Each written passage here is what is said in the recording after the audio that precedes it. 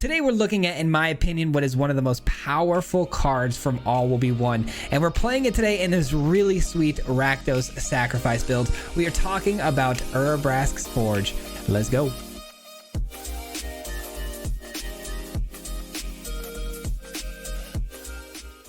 That's right, ladies and gentlemen, we're going to be playing Urabrask's Forge in this Rakdos sacrifice build. If you guys don't know, the Forge is a 3-mana artifact that spits out these trample haze creatures every single turn, and their power is going to be equal to the number of oil counters on the Forge, which it gets oil counters every single turn. But what's really cool about this card is it says these creatures sacrifice themselves at the beginning of your end step, which opens the door for some really fun sacrifice mechanics here. Somebody had actually brought to my attention the Ob Nixilis would work really good with this card in my live stream, and I kind of got inspired by that and built this one here today. Ob Nixilis obviously sacrificing one of those forged creatures after they've already attacked, and then you get a copy of the Ob Nixilis. Obviously the size of the Ob Nixilis is as big as the power is going to be on that creature you sacrificed. And then the way we're going to win today is pretty interesting. We're going to be doing some passive damage that they can't stop through Vran and Forge Boss. Vran is a creature that says we deal 2 damage and gain 2 life every time a creature dies, and the Forge Boss deals another 2 damage every time we sacrifice something. So we're going to be dealing passive damage that they're just not going to be able to interact with or do anything about, which is really, really nice. And then, of course, we've got some other ways to create some sacrificial fodder with Jadar. We've also got some ways to draw cards off of the sacrifice mechanic as well as some removal. So there's a lot of sacrifice stuff going on here to gain us value at the same time dealing that damage that they can't stop.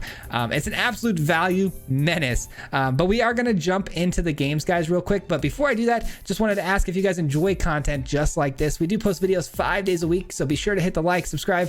That stuff helps out way more than you might know, and I'd greatly appreciate it. But enjoy the games, and we'll see you guys back here at the end. Peace out. What's going on today, guys? We're looking at a Rakdos sacrifice deck today built around Urabrask's Forge. This combination was actually brought to my attention by somebody in my live stream this week. They had mentioned that I should try the Forge with a combination between that and Ob Nixilis, and I thought that was such a cool idea that I had to try it out. This opening hand, though, they went ahead and gave me all swamps and a bunch of red sources. So we'll see how this goes. Nice. We find what we need there, which is so clutch. Jadar comes down. We see a blue land, though. Blue land's a bit scary because this could be a mono blue deck, which looks like it might be. Fading Hope returns target creature, not an permanent. So if I can get the Forge to resolve, we're in good shape. Backup Forge is nice just in case this one gets countered. I wouldn't normally just slam this down here. I would have gone Jadar, but because we have a backup, I'm going to go for it and see what happens here. Make Disappear is definitely on the table. Negate, something like that. Going against mono blue first is not what I wanted to see. And if we get Urabrask's Forge down, though, and then we also follow that with Ob Nixilis, we could run away with this game pretty easily. I kind of like our matchup here for that, because it's just a bunch of passive damage that they can't really counter once they're on the field or do anything about, right? All right, let's go here, remove a counter, go to Urabrask's Forge, bump up the amount of damage we're going to be dishing out this turn, and then we're going to Ob Nixilis. And what's nice about the Ob here is that we're going to hit a casualty, which means even if they counter it, we do get the copy, which is great. We'll see what happens. Thirst for Discovery? No, it's a negate. Okay, that's fine. Like I said, the second Ob Nixilis does come down, though, and we immediately just start plussing. We're not even going to focus on life gain here. We're going to pressure their life total as hard as possible and force them into discarding their cards from their hand. I definitely like where we're sitting at right now. This is really good. This is really, really good. And Ob's resolved, Urabrask's Forge resolved, and they're just going to passively deal damage every single turn. And the opponent's not going to be able to do much about it.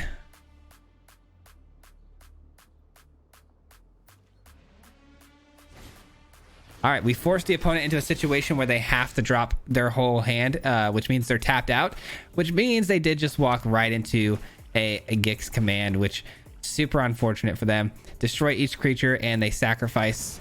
There goes both their creatures. And we plus this immediately. Yeah, we definitely completely crippled the mono blue deck. There wasn't much they could do here. Forge is just too good of a card, man. Forge is bonkers how powerful it actually is. If you're not running artifact removal and you run into a Forge, you're gonna have a really hard time dealing with the value that it brings. Just every turn, these trample creatures just keep smashing you and smashing you.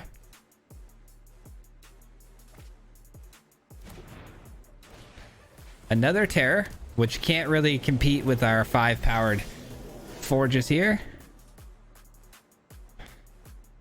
What do we want to do though? Because they're what do we want to do? Do we want to, because that's 10 damage. I mean, that is pretty significant. I think maybe we just plus this and then we look to bring down a Fell Stinger. I think that's the play. So we hit him for 5 here potentially. Nice. And then we Fell Stinger ourselves here, which brings us a good blocker for the Terror. And we get a land, which means we also get a Thane. A Thane is really good here because it's passive damage. And nice, we still have an oil counter to give, which I should have done prior to that turn, but...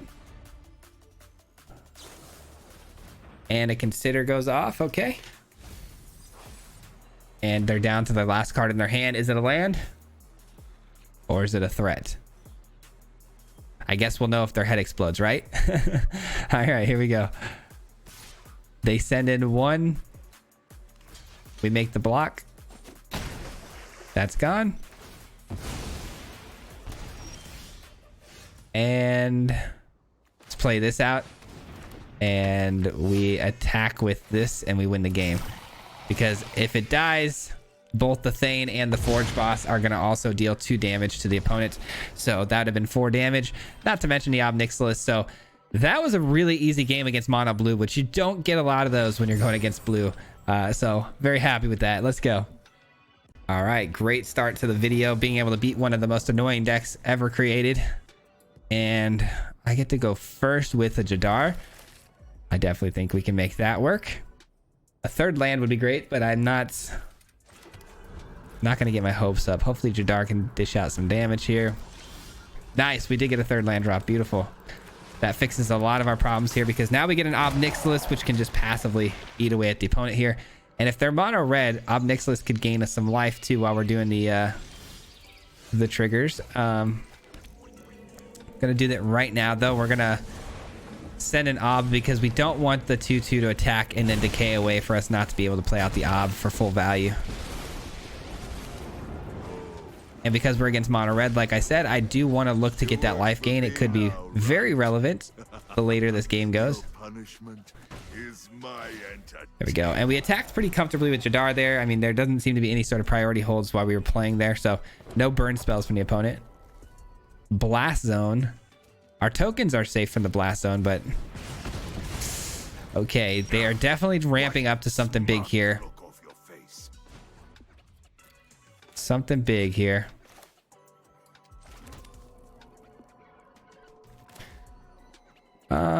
Yeah, I'm gonna go Forge Boss. I feel like I need to get them dead as fast as possible, right? Before they can get to their, like, Cityscape Levelers and Portal to Phyrexias.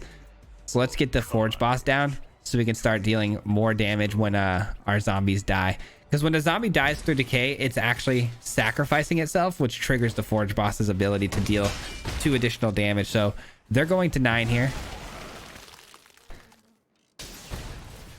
Puts them in a pretty bad spot. I mean, there's potentially, let's see, 3, 4, 5, 6, 7, 8, 9. I mean, I do have lethal presented here if they don't want to discard a card, but not to mention too, I have another Forge Boss, which they were going to blow up the Ob Nixilis. I'm surprised they quit that easily. They must have missed a land drop there, which probably really hurt them because they probably have a sweeper like a Brotherhood's End, but no extra red source. So what a bummer.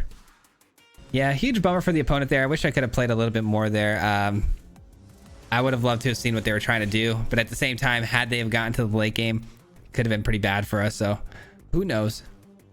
I finally get the glare, but man, this hand isn't great. It's not great without a forge. If it had a forge somewhere in here, this would be a phenomenal hand, but I'm gonna mulligan that away. This is better. At least we have Jadar to do some stuff, right? Man, I really hope Jadar stays alive. Mono red, so Jadar probably gonna die. Okay, we're gonna need some help here. Gonna need some help from the deck. Produce some lands for us. A Gix command, which I think I just threw away at the bottom, didn't I? That would have been really good. That would have been really good here. All right. Yeah, I think this was a foregone conclusion, unfortunately. Ooh, we do get the Forge. That makes things a little more interesting because it's residual value for us. Yeah, I threw away a Thane, which could have gained me life. I threw away a Gix, which is life gain potentially with the life link. Hopefully Ob can get us there. The life gain going to be the key, I think, though. So getting an Ob down with a Devil, I think, is the move here. I don't love that they have the Phoenix chick, though. That's tough. That is tough. Man, if I go Ob here into the 2/2 to casualty, we get 2 of them. But then one of them's going to have a low enough loyalty where the Phoenix chick's just going to kill it. Do I necessarily need 2 Obs at all times, though? Probably not. So, I mean, giving up 1 here isn't the end of the world, I don't think. As long as we're gaining a little bit of life each turn, I'll take it. And that's assuming they don't have a burn spell ready to go either. I mean, there easily could have been like a lightning strike waiting in the wings. We'll see. Annihilating Glare, though, was my other option, which I didn't love because that would have been the only card we'd played that turn. Another Phoenix chick with another 1/1 counter. Yeah, we're in trouble here, guys. Throwing away the Gix command was a big mistake.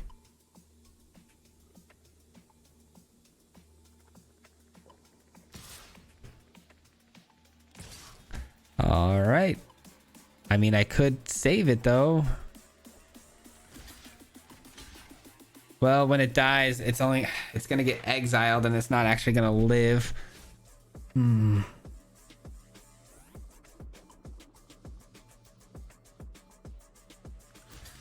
I have the Forge, so I'm hoping the Forge can get us there. I need the Devil so I can gain some life. I have to keep the Devil alive. Plus, I don't dish out the 1 damage anyways because of the Kamano exiling things. All right, so we're going to plus gain some life. We did hit a land drop, which is what I was looking for because now we got the Forge into the Annihilating Glare.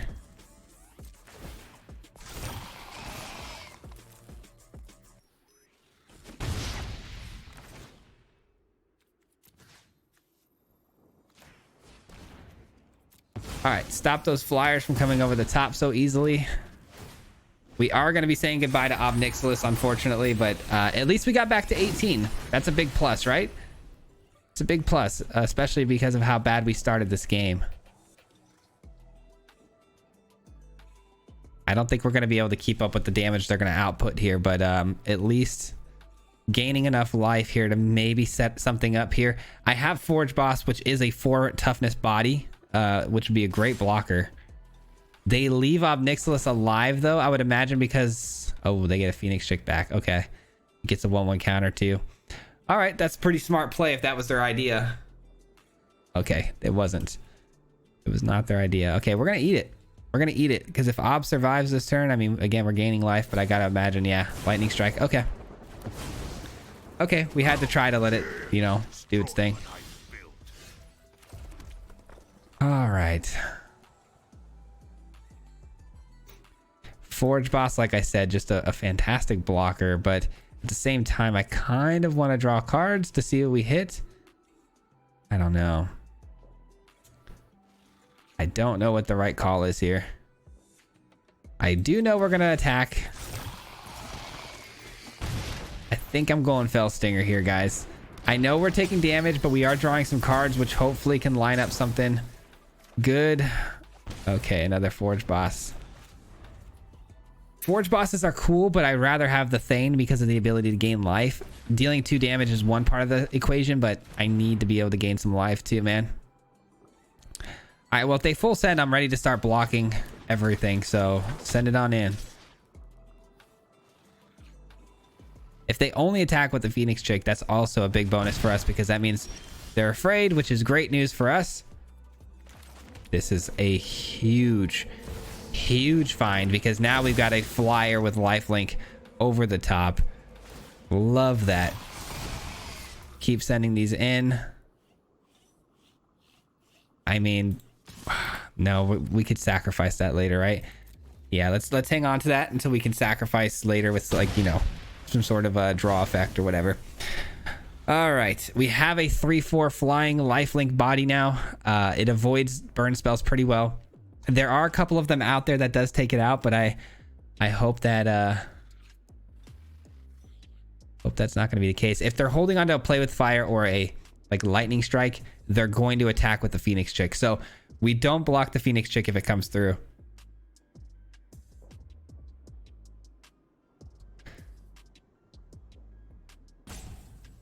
We might be able to pull this off, guys. We might just be able to do this. That's huge. We know that eliminates the lightning strike. All right. I'll take it. I will take it all day. Big time. That's big time for us there. We gained some life. And Forge Boss comes down. All right, and we're gonna go ahead and activate this ability. Send both of these through. Well, actually 4, 8, 9, 10. I mean, they're gonna have to block here, so we might as well send this through, right? Force them to lose another creature. And we go up to 8. And we have a good block. Well, actually, yeah, they're gonna die here. This is lethal because of the Forge Boss, isn't it? 4, 8. Yeah, we win. GG's. Forge Boss closes it out for us. Let's go, dude. I cannot believe we beat them with the start that we had. That is crazy. What a game, man. What an absolute game right there. Holy cow. Stressed me out, that's for sure, but all right, so we've seen mono blue, a lot of mono red. This deck is drawing out the bottom of the barrel type decks you don't want to be playing against. That's unfortunate. I need the algorithm to give me something fun to play against. Okay, I get to go first. I guess this is keepable enough. I have an Obnixilis, which can spit out a devil for us to sack and do some stuff with, which is good, but I definitely could do better. If we can either get a Jadar or a Forge. Those are the cards we want to see here.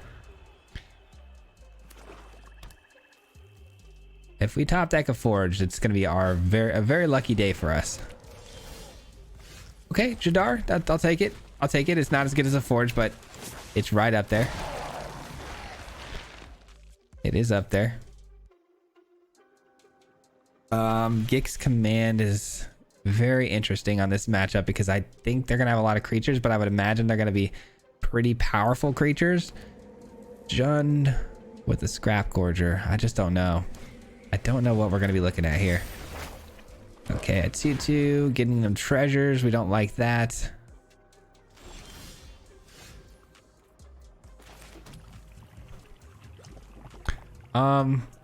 Yeah, I think we go Obnixilis here.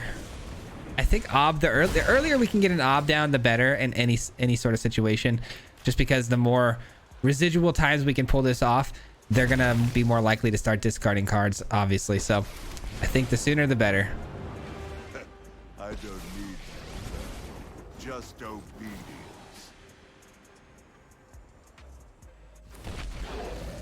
Just trying to create some blockers here that actually threaten to kill the goblin. I mean, the 1/1 devil blocks and then deals the 1 damage, so they eat the damage. Kind of figured that'd be the case, though. All right, get our decayed zombie that we can sack next turn too, and we do have Gix Command to sweep the board potentially next turn. We'll see if that turns out to be something we want to do or not. They tap the Scrap Gorger, but they don't get the oil counter unless they exile something from the graveyard, I believe. Add 1 mana any color whenever it becomes tapped, exile target card from a graveyard, and put an oil counter.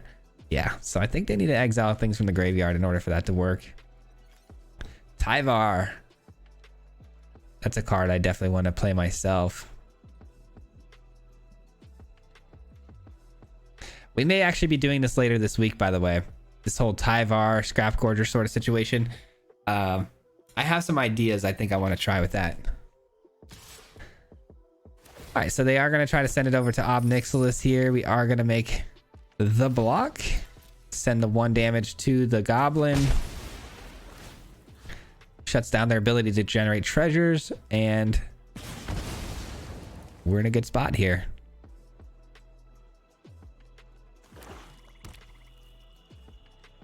Our deck has like levels of power, right? So if we have Jadar on the field, like the power level is pretty high.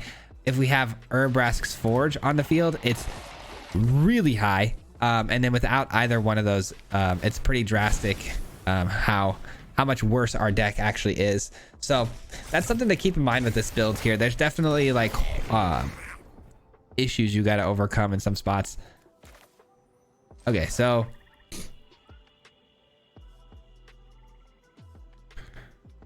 what do we want to do? Part of me wants to just sweep the whole board here, but we'll wait till these come down, I think. So in the meantime, we'll yeah, let's do this. Let's get the Forge boss down. Let's Annihilating Glare, sacrifice a creature. We'll take out the Sun Slayer because it's just such a good card. And then that way it opens the door to a really good Gix's Command next turn because they get 2 more 2/2s coming up. And then we'll just sweep the whole board up. There's one Fable that's not coming down next turn, so maybe we wait even further, but I don't know. This will do a good job for us though, because with the Forge boss down, we're dealing more passive damage, and it's a good blocker for the Obs, so we will see. Let's see if they get aggressive. If they do and they screw up and get aggressive, we might be able to pull something off with this, like giving 1/1 counters and lifelink to something. A lot could happen in this turn. I just don't know what the heck they're up to just yet. The Sun Slayer is a really cool card, but so is Annihilating Glare. It came through in a clutch, that's for sure.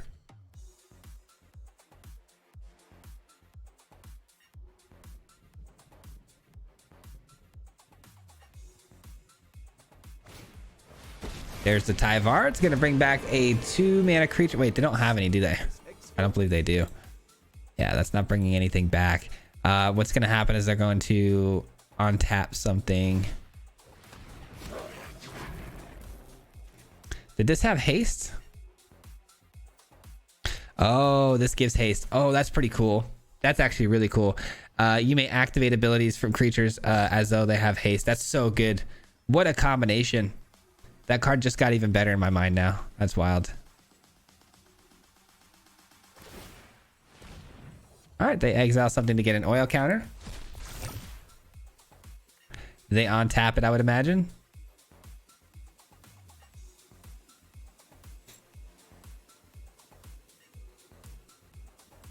Yeah, Tyvar actually a pretty slept on planeswalker. I think it's pretty good here, man. It's very narrow type of a planeswalker that needs a very, very specific build around, but something like this is pretty cool. This is pretty cool. Just gonna create a bunch of treasures. I see. All right, well, they lose their original goblin, which is great, but we do lose an Obnixilis, which is not so great.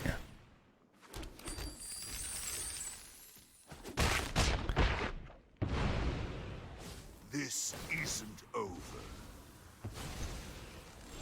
A lot of treasure for them to use.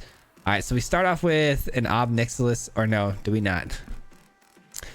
Maybe not. 3, 4, 5, maybe 6, 7, 8, 9. Not quite there, huh? Not quite there. Okay. So because we're not quite there, I'm trying to think here. I guess we start with this. Let's start with this. We sack the zombie. We deal 2 damage with the Forge boss. We draw 2 cards. Nice. We get the Thane. Thane is actually really good. And I think we just plus this. And the opponent's got a lot of work to do here. They need some sort of a sweeper if they're going to have a shot at dealing with us. All right, here we go. the moment of truth. What is the last card in their hand? If it's a sweeper, I'm going to be pretty sad. I'm not going to lie. It's going to make me pretty sad. But I do have the ability with the Gix command to bring back 2 creatures from my graveyard. So is it a Gix command on their end? We'll see. Invoke Despair. We can live with that. We can live with that.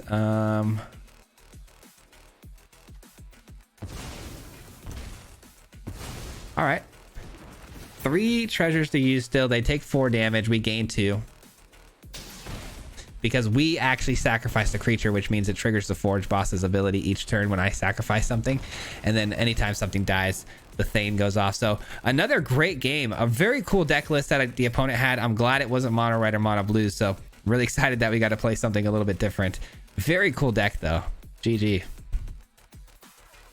Well, this is going extremely well, and we haven't found much of the Forge, I feel like, lately. Maybe I'm wrong. I've been playing this deck a lot today, so it just doesn't feel like in collective I've been hitting the Forge very often. Until now. See, you just got to complain about it for like a second, and you usually end up getting the cards you need, so. We go first with a Thane into the Urabrask's Forge. I almost never lose in these spots because that combination of cards is just so good. As long as we find some cards to draw, like some sacrifice type cards like Felidar, Stinger, or Fell Stinger. Sorry, Fell Stinger. Something like that. Mono white potentially. Some exiling effects for Thane could be coming down. Ossification, something like that, maybe. Lay down arms. Okay. That hits any target or exile target creature. Okay, that's fine. We've got another Thane. All right, good luck dealing with the Forge. You're gonna have some sort of borrowed time effect. Ossification is only creatures and planeswalkers. Lay down arms is only creatures. I'm feeling pretty good about that. Feeling pretty good about that. Nice, we do find a bargain. That's huge. That is huge. All right, let's see if they're willing to make this trade. I would imagine the answer is no.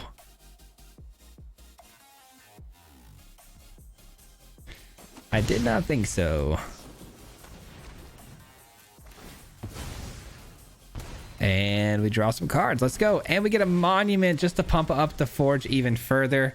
Another Thane is not what we were looking for. But we're so far ahead at the moment.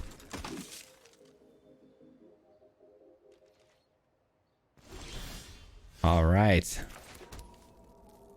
Kind of want to play Gix Command here, to be honest. Gix Command, have them sacrifice their only lifelinking body and then give this 2 1/1 counters on lifelink. Seems like a pretty fun idea.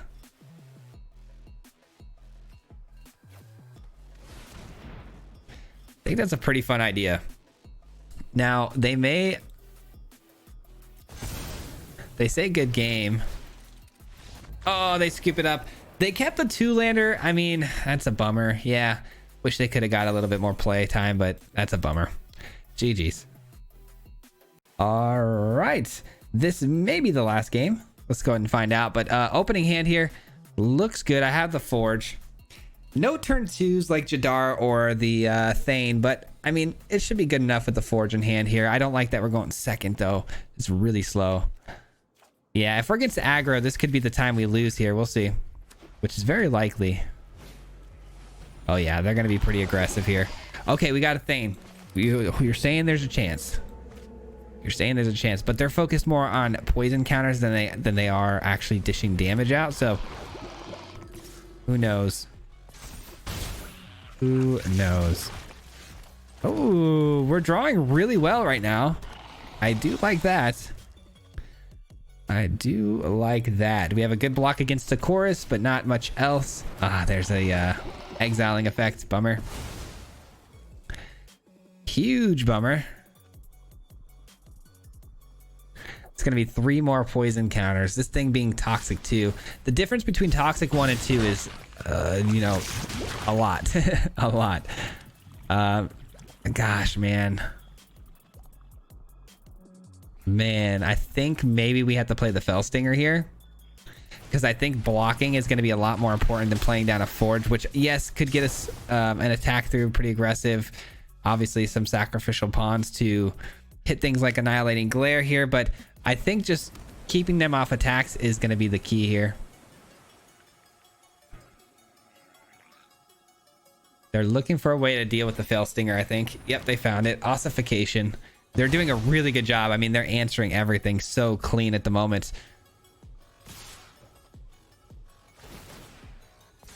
We're already at 8 poison counters and 8 life, so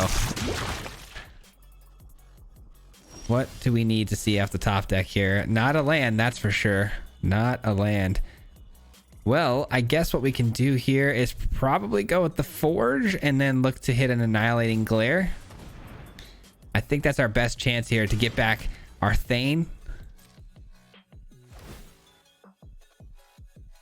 Now, if there's instant speed removal for this this Forge monster that we're going to create, this Phyrexian Horror, we're definitely going to be in a tough position. I can't imagine they'd want to do something like that, though. I mean, it would be a bad move on their part in most cases to spend any sort of mana and cards to remove this off the field.